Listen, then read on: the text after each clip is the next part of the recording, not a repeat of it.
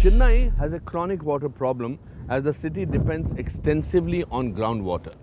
The coastal city receives about 980 million liters of water per day from ground and surface water sources against the demand of 1,200 million liters per day.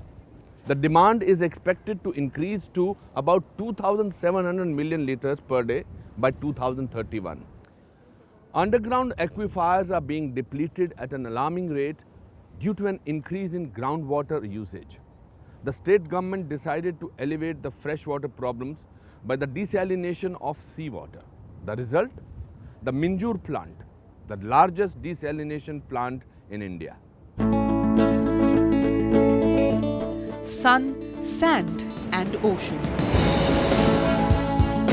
Life in the coastal city of Chennai borders on idyllic, with residents enjoying the sight of waves lapping the shores of Marina Beach. And like any coastal city, Chennai waddles its way through monsoon. But the irony lies in the fact that the city's residents are knee-deep in water woes. Against the demand of 1,009 million litres, the city manages to supply only 766 million litres per day. There are certain cities which doesn't have any great reservoirs. Chennai is one of them. Quite a bit of the water requirement for Chennai comes from almost 200 kilometers away from here. It comes from Vedaranyam and so on. So how long can they depend on a reservoir? If there is no rain, there is no water. And then you have the water transmission over 200 kilometers. It has intermittent pumping stations, there could be leakages, there are a host of issues can happen. And under such a circumstance, I think, depending on a perennial resource like seawater, nothing like that.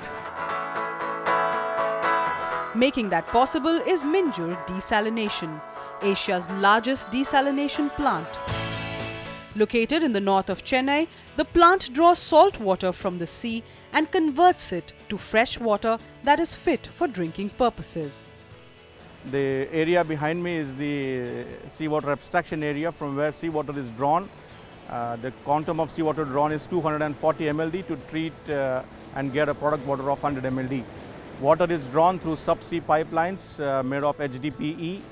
The diameters of the pipeline is 1.6 meters and the pipelines go to a length of 600 meters inside the sea, buried onto the sea on the bed. The process of cleaning the seawater begins from the time it is dropped on the shore for the first time. Seawater travels through the pipelines and reaches the first chamber on the shore. This is called the seawater intake chamber. This is where the water from the sea drops in for the first time on the shore, and it enters the first stage of screening called as screen removal, which is done with the help of mechanical bar screens. The minute organisms which enter the seawater through the pipeline are removed at this stage, and the water is then let out to the next stage, which is the pre-treatment stage of the plant.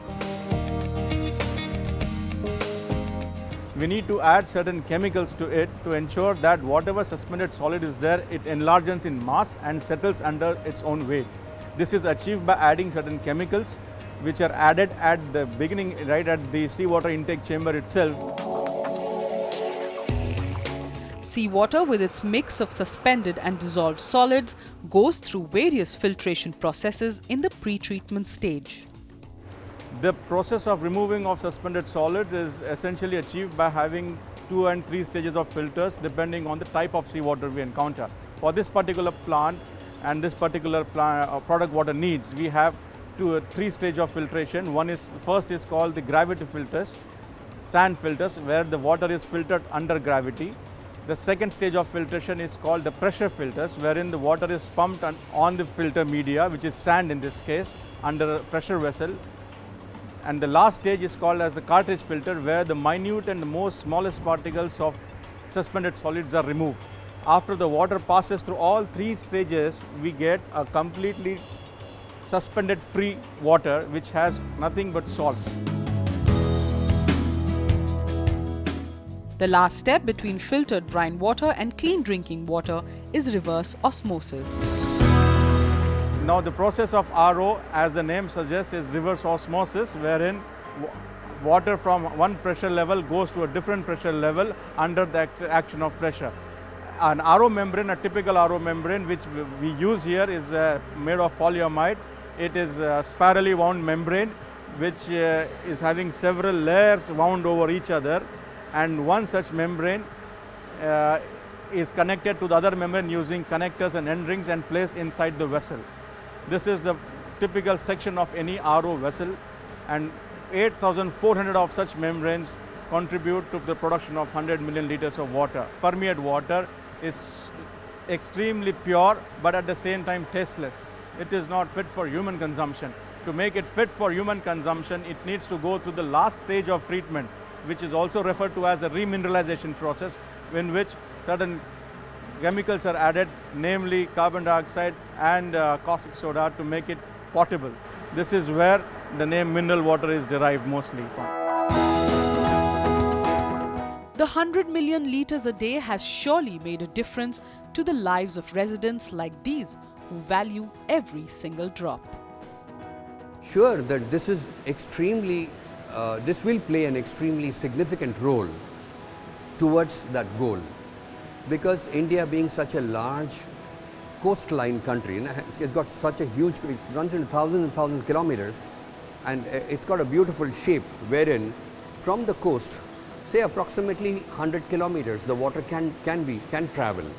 So therefore, quite a bit of the requirements of the water between south and right up to center can be met through this. Therefore, we are easing the load on groundwater reservoir, the groundwater source.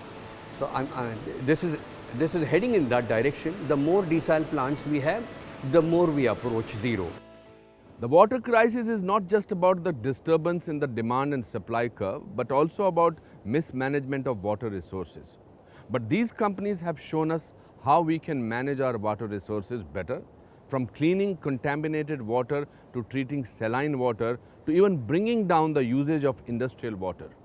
We have met companies on a quest to meet various water challenges.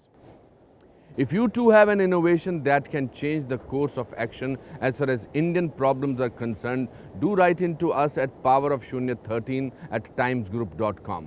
Until next week, it's me, Anupam Kher, saying goodbye. Next week on The Power of Shunya, we bring you face to face with innovators and companies trying to solve one of India's most pressing problems, nutrition.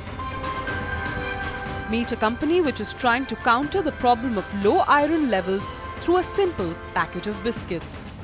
And another one on a quest for zero hungry mouths. And a rice miller that is manufacturing fortified rice to address the problem of malnutrition.